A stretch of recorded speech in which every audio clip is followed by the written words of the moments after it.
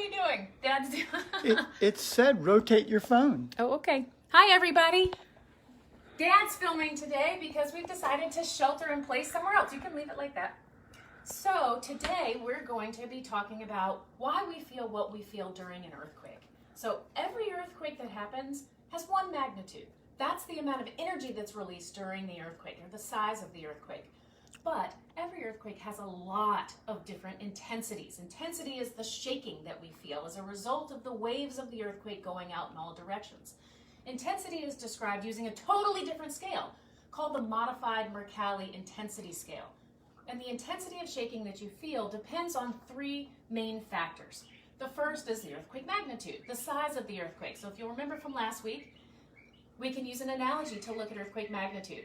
If we imagine the amount of energy it takes to break this piece of pasta is equivalent to a magnitude 5, then it would take 32 pieces of pasta to be the equivalent of a magnitude 6. And it would take over 1,000 pieces of pasta to be the equivalent of a magnitude 7. So the larger the magnitude of the earthquake, the more shaking you're going to feel, assuming you're nearby, which brings us to the second point, okay? The distance that you are away from the earthquake matters. So we're going to hit the lights real quick and try and do a little experiment. All right. So we're going to pretend this tablecloth right here is the surface of the earth, okay? And this light is going to be the earthquake. And in this case, we're going to say that the brightness of the light, the intensity of the light, is going to be similar to the amount of shaking during the earthquake. So higher intensity light is equivalent to higher intensity shaking.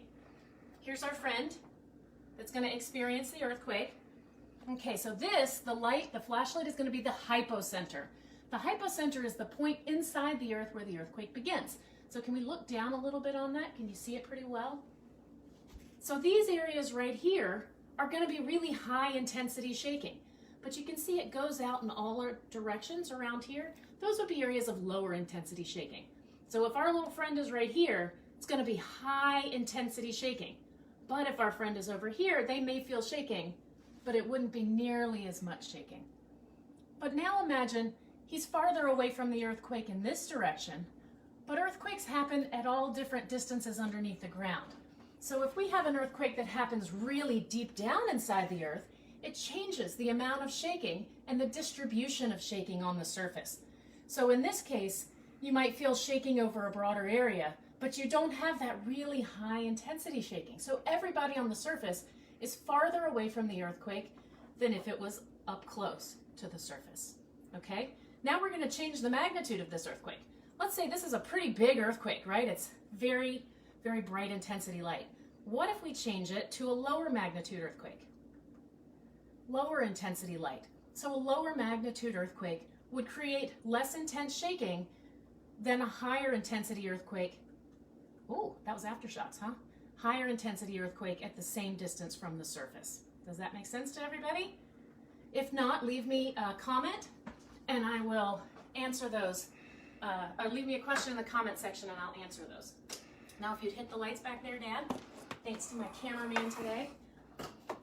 So the two factors we've covered so far, the magnitude and the distance away from the earthquake. Now we're going to talk about a third factor, the local rock and soil conditions. This one isn't as intuitive as the other two. So, seismic waves travel through hard bedrock really well. They just transmit through that great. If you have soft sand and soil, those soft sediments will actually almost trap the shaking, and so you'll shake harder and for a longer period of time, kind of like shaking in a bowl full of jello. So let's pretend that this little Lego sheet is hard bedrock. Here's our little house, okay? Uh-oh, house fell down. But it transmits the shaking pretty well. What happens if we shake the bowl of jello? How long does the internal part of the jello shake? It keeps shaking for a long time, even after the energy source has left. What happens if we put our little building on here?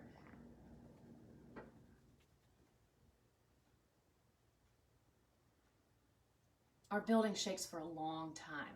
So your local rock and soil conditions are going to have a lot to do with how much shaking you experience during an earthquake. What do? Keep our building from falling over? we can, let me see which side it is, that one, we can secure it to the surface.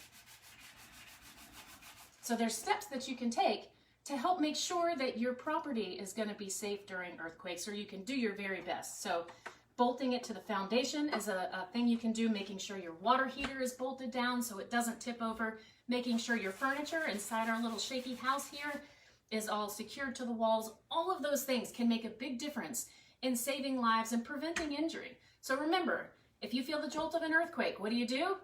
Drop down, take cover under a sturdy object, and hold on tight.